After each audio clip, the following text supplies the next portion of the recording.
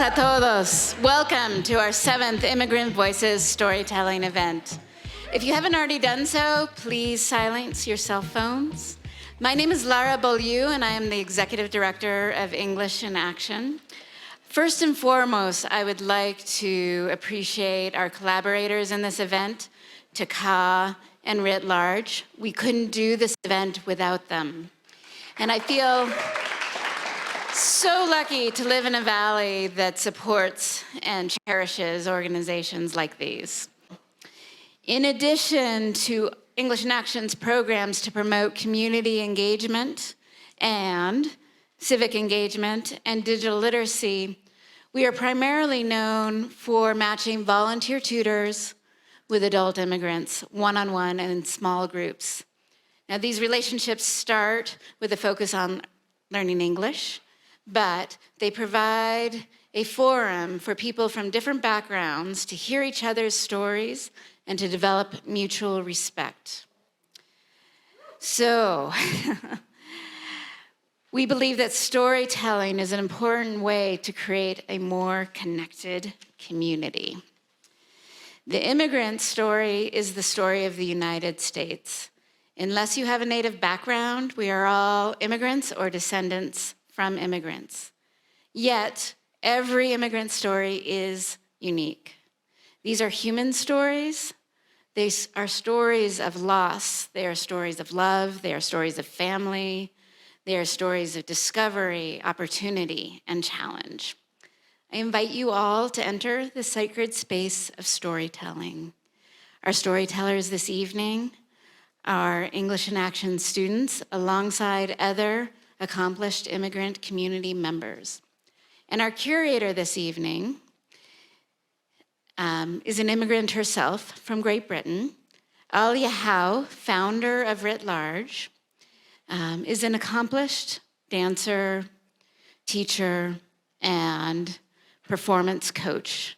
She has walked alongside each of our storytellers over the last several months as they have prepared for this moment. So I give you Alya Howe. Our role here is to hold the storytellers, to give them the space and the time to share their lives with you. And so tonight, you're going to be connected to so many cultures and countries. And we're going to expand because through hearing each other's stories, we understand different perspectives. And it builds bridges to a more expanded sense of place and sense of community. So make noise for these storytellers. Our first storyteller tonight is Isabel Guerrero. Isabella hails from beautiful Nayarit, Mexico, and has called the Roaring Fork Valley home for 16 years. Isabel has been an integral member of English in Action's program since 2014. She is dedicated to her English study and hopes to attend college one day. Growing up, Isabel was surrounded by many siblings, and family is important to her. She enjoys spending her free time with her 2 children, walking their dog, listening to music, and reading. Mostly, Isabel's spirituality keeps her grounded, and she credits her faith in God with keeping her balanced even in the chaos. Gives her her tools to overcome obstacles that have arisen in her life. And in tough times, she knows that better things are right around the corner. Please give a warm welcome to Isabella Guerrero.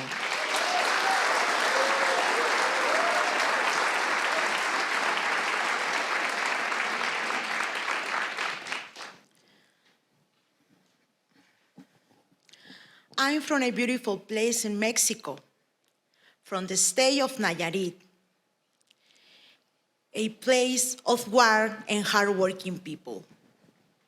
My peasant father was a strong man, and my mother a fighter. I was born into a big family. I had 8 sisters and 2 brothers. I grew up free, running the street of my town that I still remember with much love. It is a place where I had the best memories of my childhood, where I learned to climb trees, ride a bike, where I play Barbies with my best friends, and where I did my biggest friends. In middle school, I had the privilege of having a small business. I sold tostadas de ceviche and raspados of different flavors in front of my house. My mother was an important part of this humble project. She made a variety of flavors for the raspados. I remember the flavors, so delicious. When I was in high school with my savings from this small, successful business, I was able to buy my quinceañera dress for my party. I loved it. It was green with a long full skirt and pearls for decoration. I shared the party with the wedding of my brother. That was incredible. I had a great time, and I had a memory in my heart. In high school, I had my second business. I sold tortas of chicken and pork in my house, and I worked in a clothing store. I worked so hard so I could continue my studies at the university. I had to work because my mother couldn't help me anymore. I graduated from high school with a technical degree in accounting. Later, while I was studying accounting at the university, I had the opportunity to work in an accounting office in a school too. I was the first member of my family who attended the university.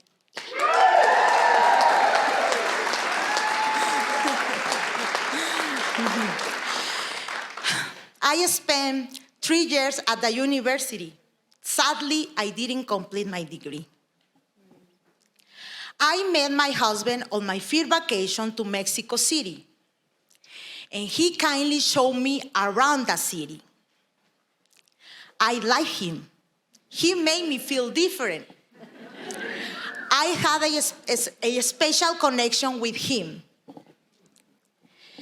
Later, he came to visit my hometown, and we began to date. 1 year later, we got married. Not long after our church wedding, my husband left for the USA, and then I joined him to create a better life. I want to say thank you to my husband for giving me the opportunity to come here and giving me 2 wonderful children.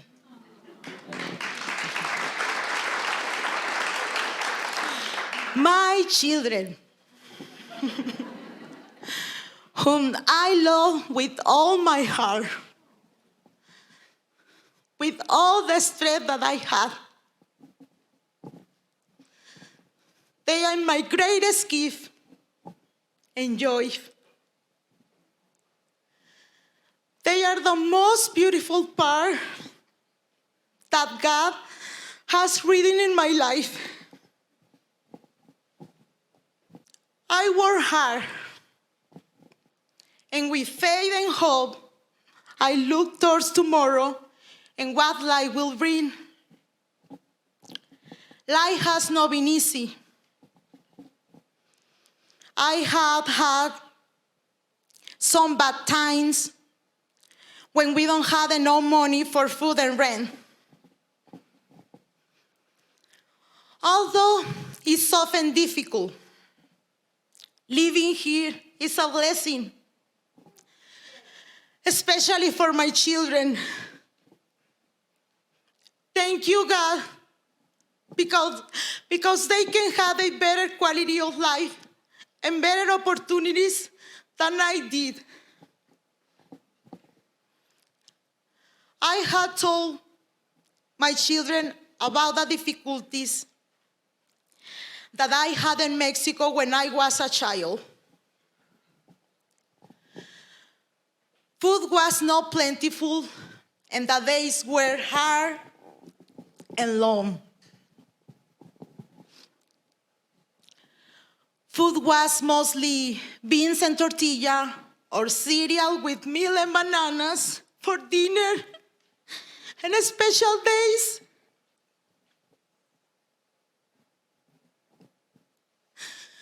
Or the Coca-Cola with a piece of bread at lunchtime when I went to the fields with my dad and sister to plant corn.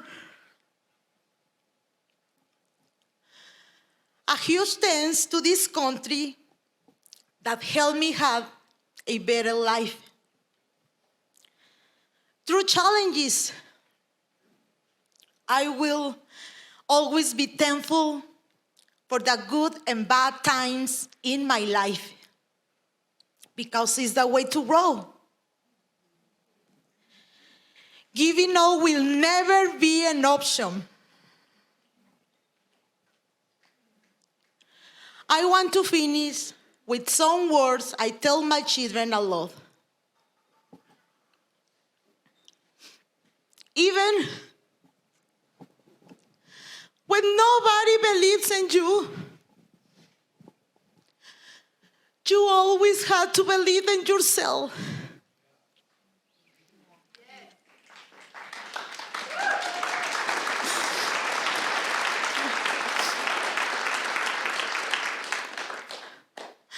The best we can do for ourselves is finding our own value. Thank you.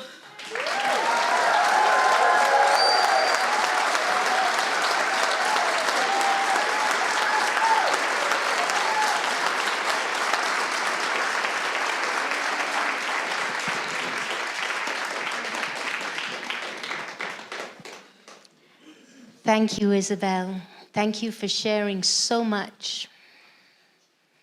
So we're in for a ride tonight.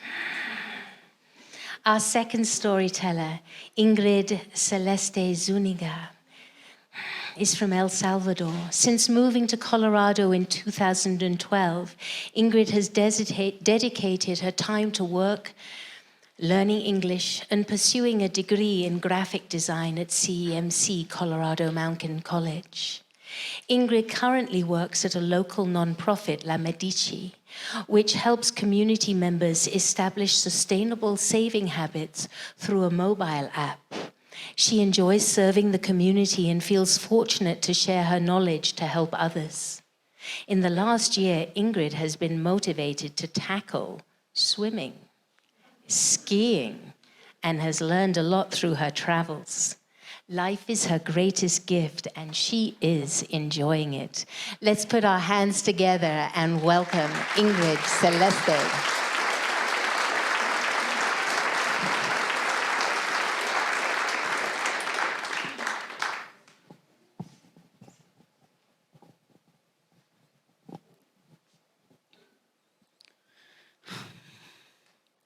My name's Ingrid, and my second name is Celeste.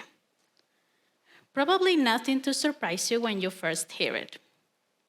But let me tell you a short story about my name. I'm from a very small country with beautiful playas to surf. But did I surf? Did I swim? Not at all. I was a very timid child, and I used to be really scared of the ocean, which was 45 minutes away from home. When I remember my homeland, I remember such delicious food, like pupusas. One of my favorite dishes. Pupusas are corn tortillas stuffed with cheese, beans, or meat. So delicious. My home country, El Salvador, also has warm and friendly people. I had the privilege to spend my childhood there and part of my teens. When I was at school, I remember being the little girl who wanted to play all kinds of games. Even though I'm a short person, I used to love baseball and basketball a lot. But there was something I was always afraid of while playing those games: being called by my second name, Celeste. Why? Because Celeste in Spanish means the color light blue, like the soft color of the sky. But my school teacher used to make fun of my name. And my classmates used to make fun of my name too. All this started when I was in 4th grade. And it continually happening for 6 years. As a result of the unkind jokes of my teacher, I used to tell everyone that my name was only Ingrid and nothing else. He also used to make fun of my height. So he preferred that I was sitting down on a bench and I didn't have the opportunity to play. My biggest surprise was that when I moved to the United States, for some reason inside me, I wanted to introduce myself using my second name, Celeste. And I think the reason behind this was that I was new in the Valley, and nobody knew about me before. Also, deeply in myself, I loved my name. For me, it was special, different, and unique. I remember that I started to receive many compliments because of my name. So I found out that I was wrong the whole time for trying to hide my name, that my grandmother, Reina, and my mom, Delmi, chose for me. So I got more interested in knowing why they decided to name me Celeste. And guess what the reason was? They both used to watch telenovelas.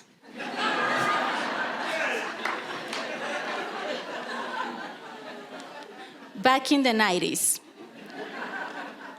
And one of the main characters in a telenovela was called Celeste.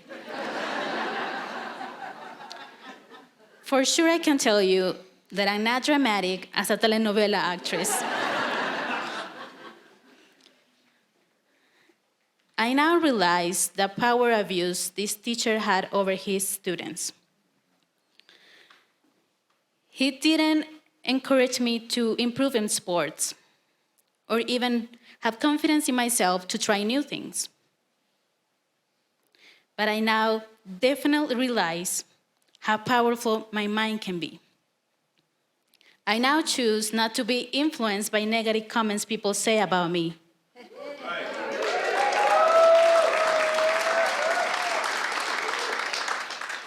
And that at my age, I want to keep and start trying new things. Like a few months ago that I went to my first swimming lesson.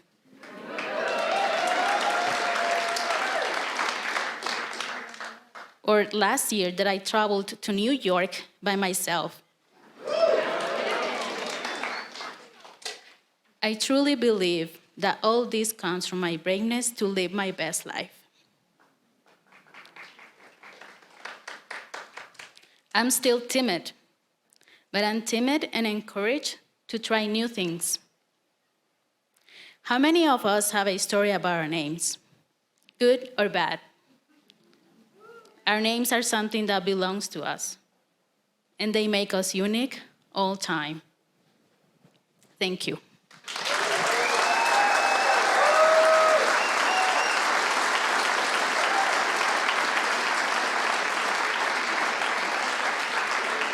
Thank you, Celeste.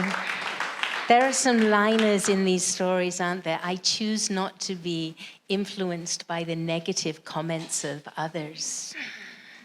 It's a powerful thing to stand up center stage in a spotlight and say that to all of us, because somewhere in our hearts we feel so deeply the same way and have been injured or affected by unkind words at some point in our lives.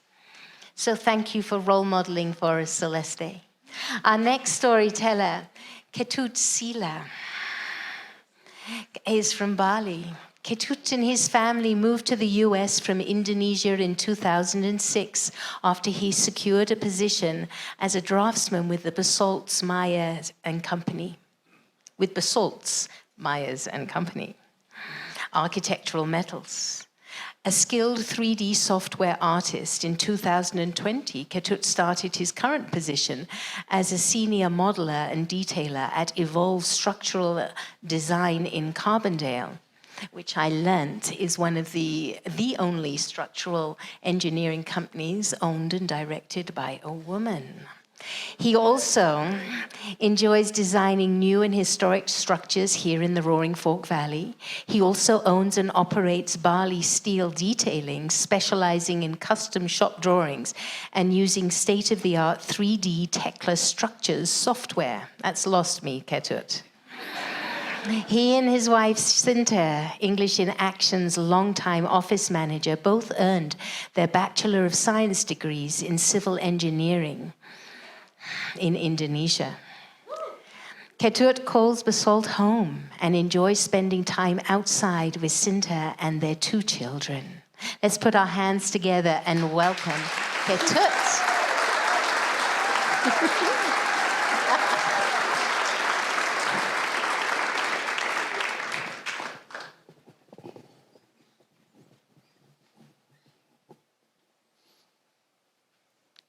On the evening of August 2001, I feel so excited because that's the first time I flew in my life on the biggest airplane I ever seen.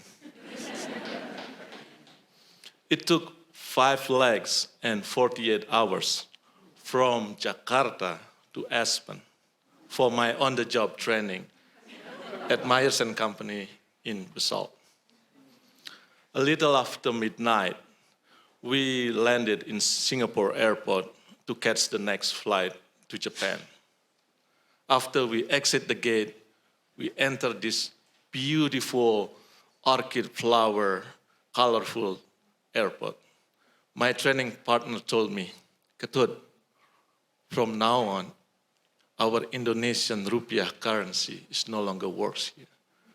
We have to use US dollar all the time and speak English all the time. Man, I feel so nervous being outside of my country and outside of my comfort zone for the first time. After we scrolling through the terminal, we decided to sleep on the carpet floor. At 4 in the morning, I dream about people calling me, "Sir, excuse me, sir." It feels so real, so I open my eyes. It's 2 young men dressed in uniform, and they have big guns in front of them. Oh, I was who they are and where I am. Seconds later, I figure out that they are custom officer who scrutinize everyone who slept at the airport, checking for their boarding pass and passport. The next 2 flights, we landed in San Francisco. After we passed through the immigration, yes, it's a good thing, and then the custom called us. You go to the luggage to check, to declare your belonging. So we went there, and he opened the luggage and checked thoroughly, and he looked at me curiously. "You bring so much food." I literally bring 3 dozen of famous Indonesian instant noodle. It's called Indomie, and you can find in City Market now. On top of it, I brought 6 pounds of rice. Not worrying I will be starving here. I was thinking that people in US, they mostly eat bread and pasta. I didn't know that they eat rice like us in Bali too. Rice is central in Balinese cuisine.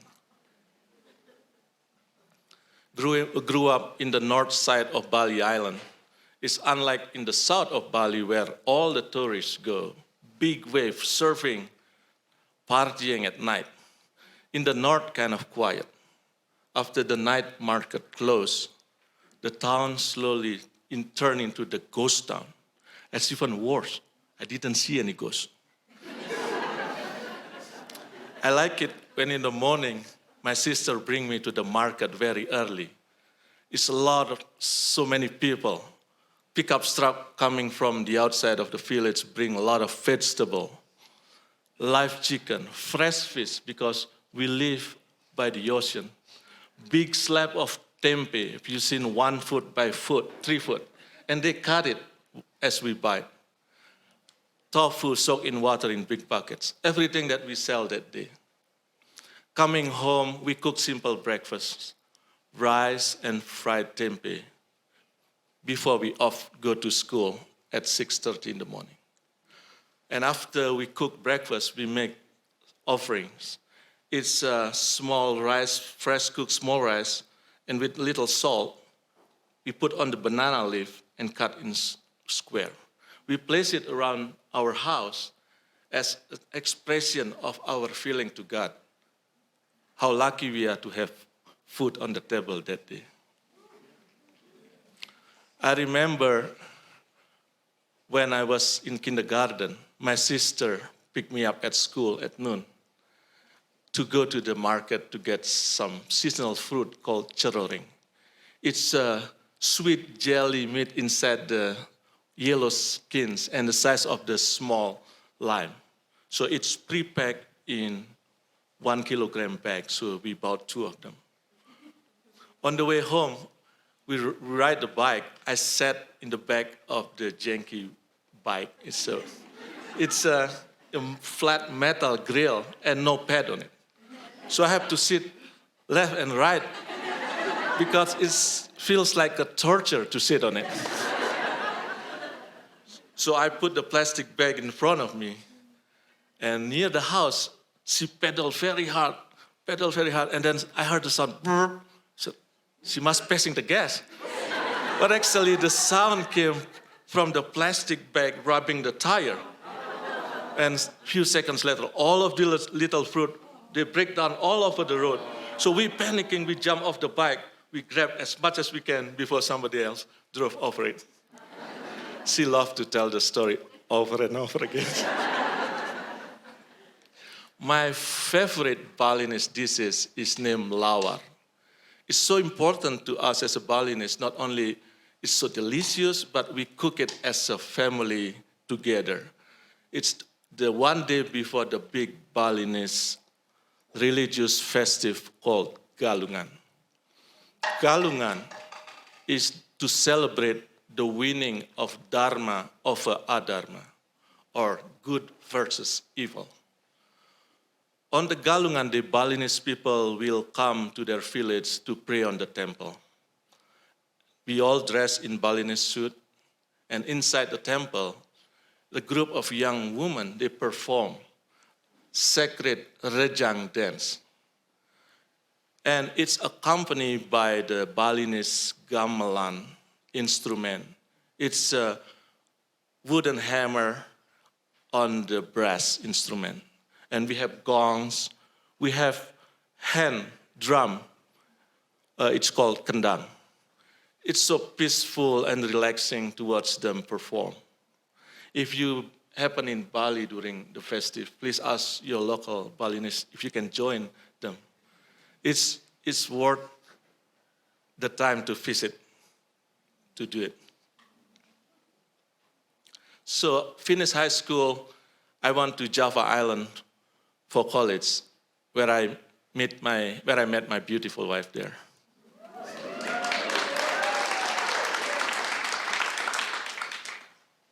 We graduated both in 1998, but unfortunately, on the time we graduated, the economic crisis hit Indonesia and Southeast Asia very bad. And also at the time when there is a big people power movement to step down the Suharto regime that's been in power for 32 years. Situation is not good. 2 years without certain job. Finally, in year 2000, there's an opening at the campus telling that we hire detailer and we will be trained in US. And I'm in for it. Back to US, on the third visit and the last visit in Basalt, I have a good friend, his name Gede, he used to work for Rafta. And he asked my previous employer, Bob, why don't you hire Ketut? And that simple question started the year-long immigration process, which finally bring us as a family here in 2006.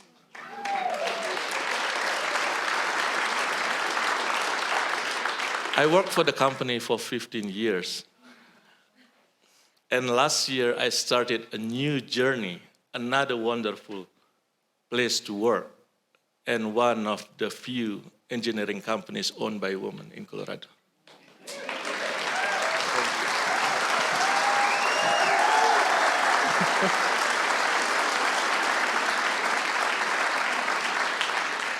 Thank you, Ketut. You're all going to get hungry listening to these delicious delights from different countries.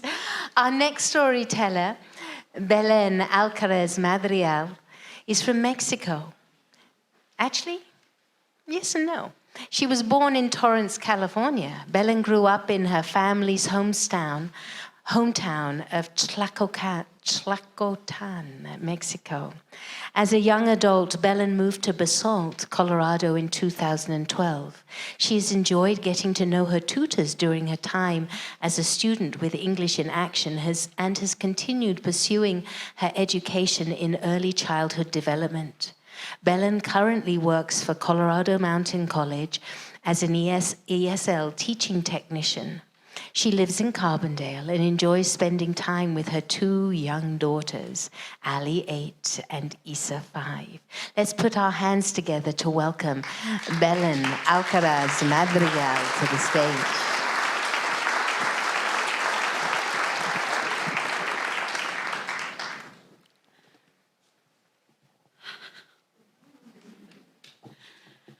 The beginning of my story starts when my dad stole my mom. Yes, I know. That sounds terribly and scary, huh? He picked her up, put her in his truck, and off they drove. Yes, they love each other. Later, they decided to move to the United States, where my brother and I were born, in California. Many years later, they decided to get married in Mexico. On our way, we decided to stop in Colorado to visit some family. We had to stay there for 7 months because my father got sick and passed away.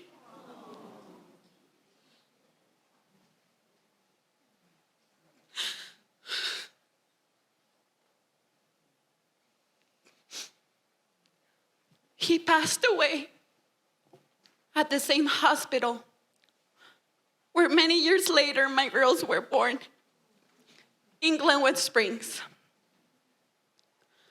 My mother, as a single mom, she decided to move to Mexico, sorry. I honestly think it was a great decision. She was a widow about 25 years ago. I was 5 years old, and my brother was only 1. My mother, Marta Madrigal Hernandez, she's a strong woman. She's a warrior that did everything for her kids to have a good life, and she still does.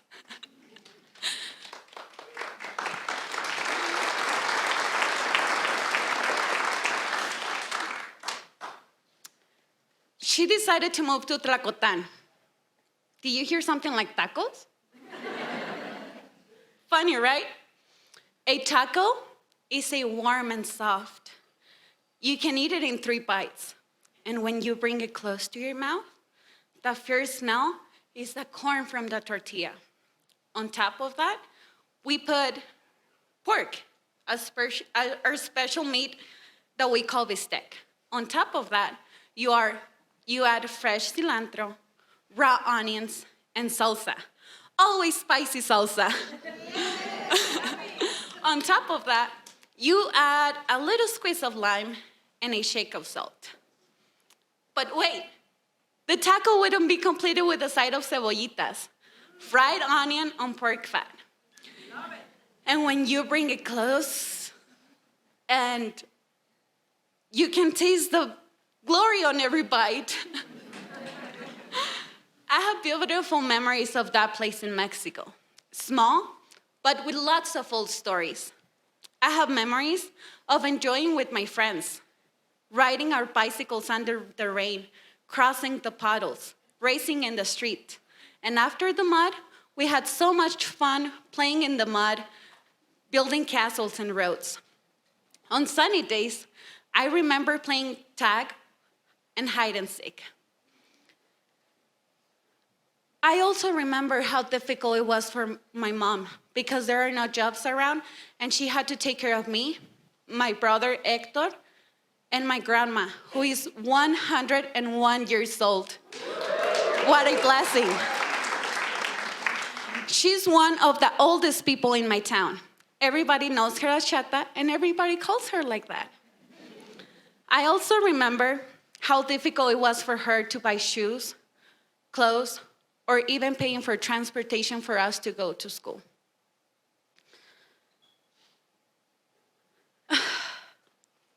I remember one particular scenario when I wanted to eat tacos so badly, and when that delicious smell got over to my house from the other street. And I asked my mother for some money to buy some tacos. But she said, "Mija, no tengo dinero. But I have an idea. Let's try to find some under the beds, under the dresser, on the pocket of the jackets." But guess what? No success. We only found 2 pesos. And as you know, that's not enough to buy tacos for 2 kids. I remember that night when I went to bed crying and my brother was sad. I say, "Mom, I cannot imagine what she felt in that moment." But wait, I also remember the few times when we did find 20 pesos. And I remember my mom saying, "Ándale, mija, ya encontramos dinero para sus taquitos." And I remembered that beautiful smile when you know your kids are the happiest in the world. And that's why tacos and my mom are the best thing in my life. Te amo, mami.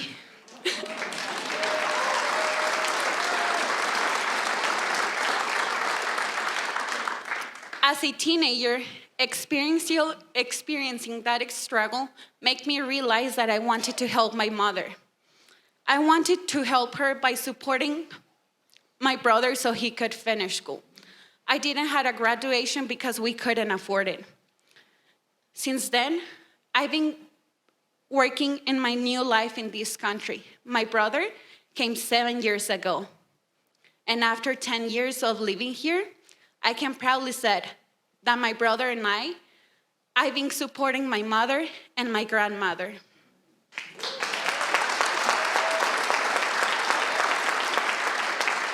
I look forward to the day that I take my children, Alya and Isa, back to Tlacotan, where they can eat and enjoy tacos like I did. Woo! And they can live and enjoy at the place that watched me grow in Tlacotan. And I'm so lucky because I found Diego, my taco partner in crime. Thank you.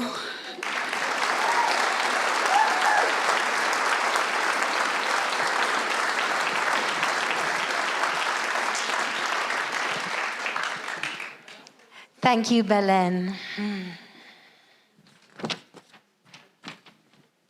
Our next storyteller, Giovanna Kennedy, was raised in Lima, Peru, where she was educated in both English and Spanish. She fell in love with Aspen during a vacation in 2000 and moved to town shortly after. After 20 years working in the banking and luxury hospitality management, she is now a broker with Aspen Snowmass Sotheby's International Realty and so enjoys helping clients materialize their goals. Giovanna spends much of her time giving back to the Roaring Fork Valley community she loves. Her philanthropic work focuses mainly on education, health, and housing needs in the valley.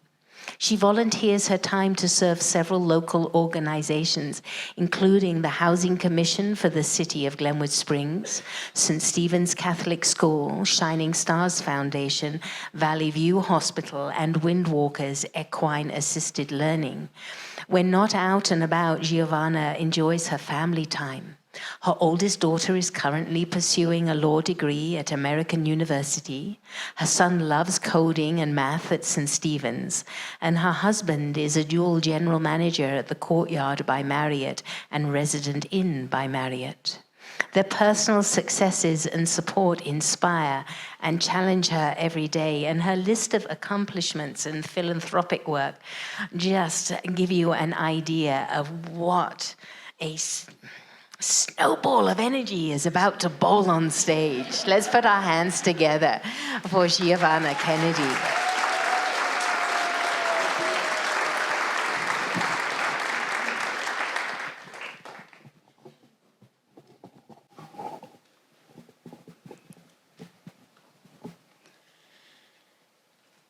Growing up, I was blessed with a comfortable life. I had a nanny and people taking care of me all the time. Education was very important to my parents, so I went to a top-notch school, American bilingual school in Lima, Peru. As a top student, I used to dream of becoming a doctor. I dreamed of helping families and children around the world. I hoped that I would go to participate with Doctors Without Borders at some point. As my grandmother used to say, the only constant thing in life is change.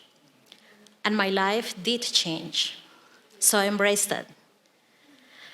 When I was 17 years old, I became pregnant. And after a short teen marriage, I became a single mom.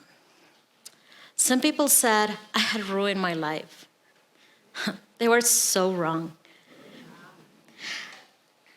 I was blessed with having my family's support, especially my mother and my brother. They became a shield protecting me and my daughter. Once I was a mother, I thought becoming a doctor was too long of a path, so I decided to go to the university to study engineering. My dad is an engineer, so it seemed like the right path to follow.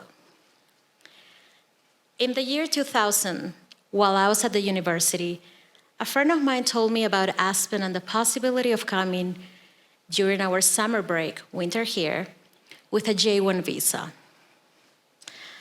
I thought, Francesca, my daughter, is so young, but the process normally takes months, so maybe I can apply it now for the following year.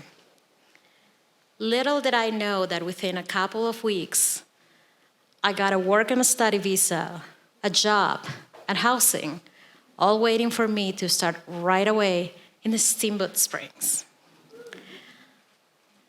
I still remember my mom who told me, it's meant to be. So with my family's support, I left Lima on December of 2000. After a long flight, stop in New York, I arrived in Denver. However, Aspen was calling me. I don't know why. I had never been here. I just knew I needed to come here.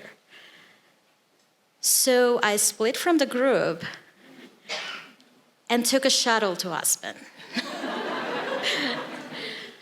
Coming from a big city, arriving in a small town in the middle of a winter storm with no job, no housing, no family, should have been scary.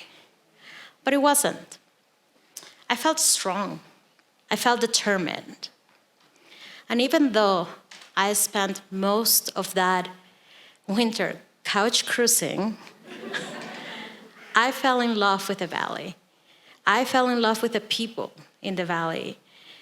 And I fell in love with the opportunities it presented to me so I could provide for my daughter without depending on my parents. Being able to do that meant so much to me. So once the season was over, I went back to Peru to tell my parents or honestly, I should say, informed my parents that I was dropping out of school and moving to Aspen. Well, they were in shock and they thought I was crazy. But I was driven, so within a couple of months, I was back here.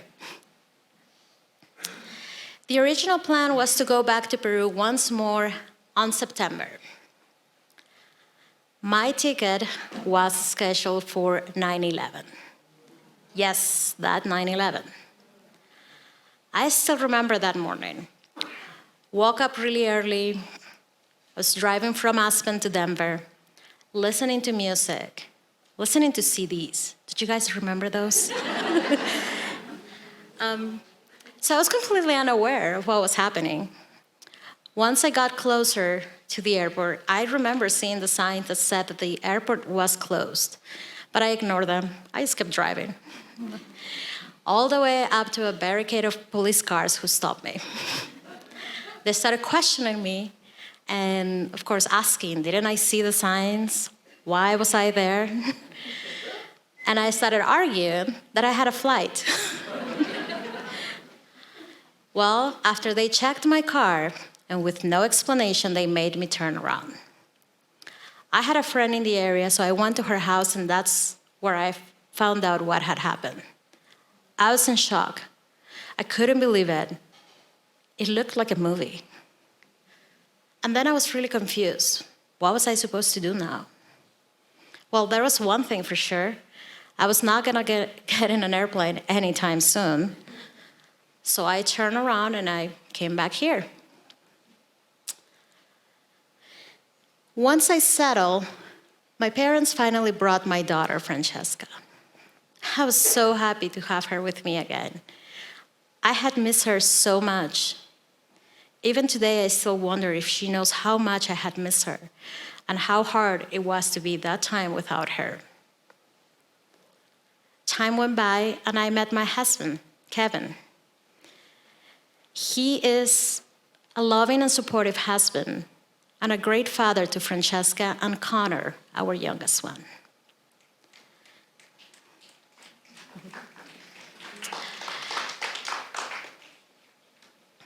After that, I kept growing professionally, and I went from banking management to hospitality management while I was pursuing a business degree.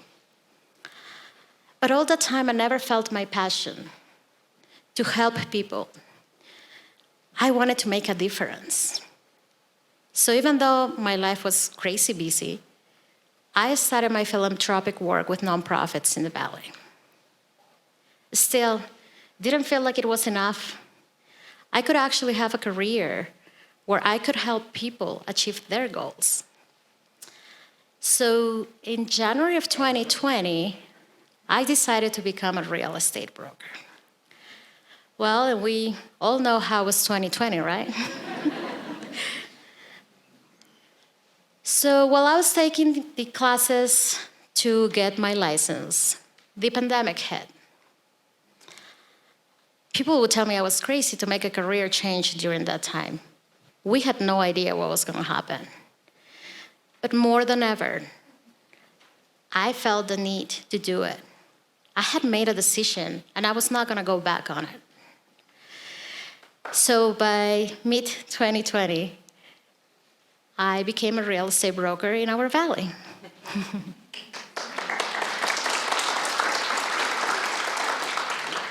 I have to say, being able to help families achieve their dream of owning their first home and help others achieve their goal of growing their financial wealth so they can actually achieve all their goals in life, it's been so fulfilling. So who am I? I am the person that will tell you that you can achieve anything and everything you set your mind and your heart to do. Who will remind you that even during the toughest times in life, never lose your faith, because faith is to believe what you do not see, and the reward of that faith is to see what you believe. Thank you.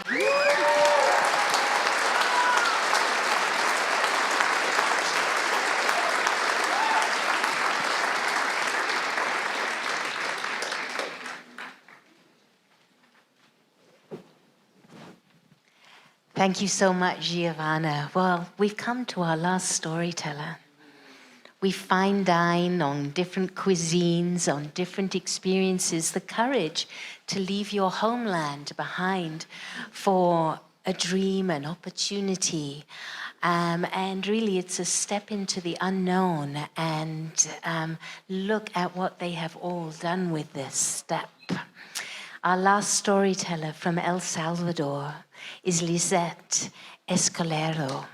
Lissette, now 28, emigrated to the United States 6 years ago. Lissette delights in all she does and has an infectious enthusiasm for life. She currently works at Aspen Meadows Resort on the banquet and special event staff. And in her free time, Lissette enjoys cycling, walking, reading books, and watching movies with her fiancé and handsome 12-year-old son. A dedicated English in Action student since 2019, Lissette has taken full advantage of her opportunities to learn about computers and improve her English skills. Motivated by a deep desire to help others, Lissette loves learning new things, being productive, and sharing her knowledge to aid other people. With a full heart, Lissette says, "My purpose in life is to one day be a hope for my Latino community." Let's put our hands together to welcome Lissette.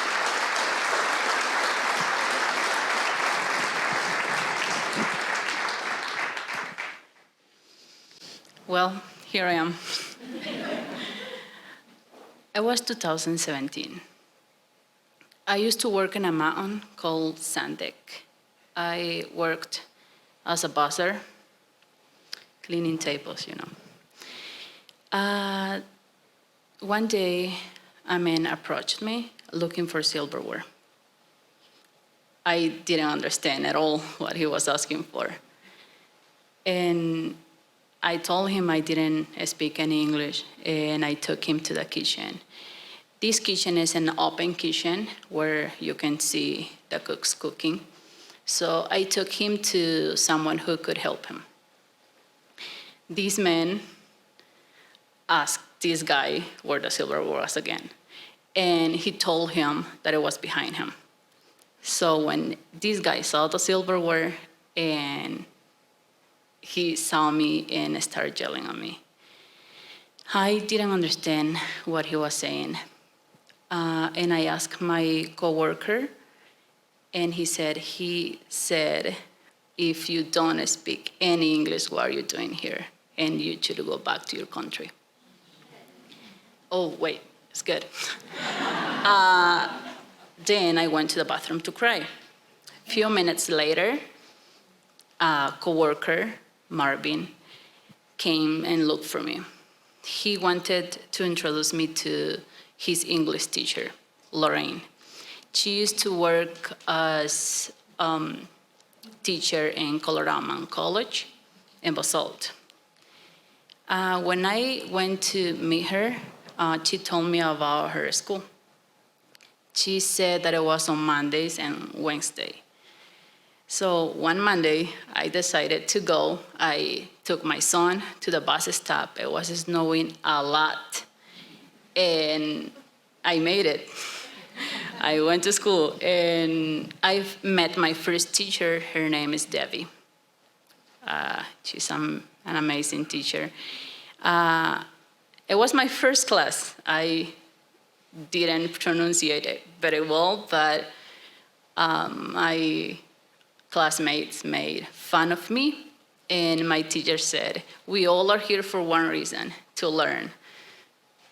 I finally felt that I fit, and she got my back.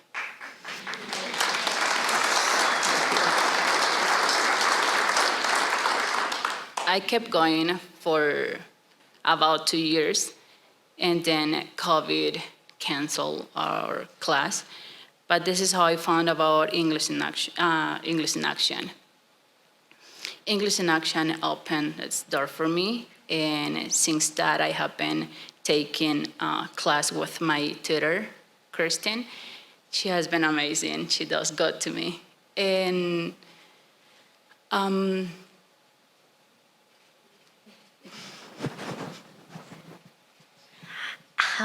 has your life changed learning how to speak English? A lot, because now I can be able to go to parent-teacher meetings with my son, and now I can understand my fiancé that doesn't speak any Spanish. And it's just, I feel so good that I can be able to understand, and now I want to thank to myself for being so brave.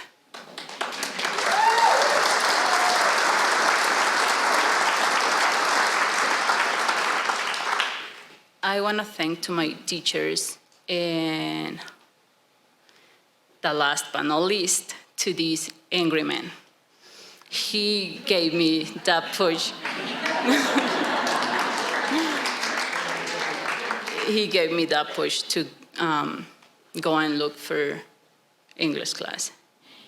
And thank you for being here, too.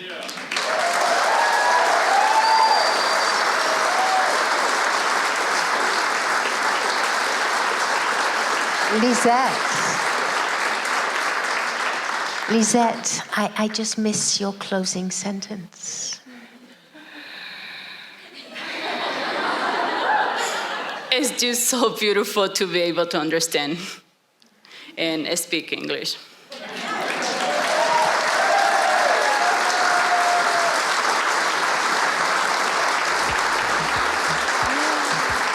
I'd like to bring all of the storytellers back on stage for you to stand up, whoop and shout, and just applaud them for the courage to get up here and share in their non-native language their stories.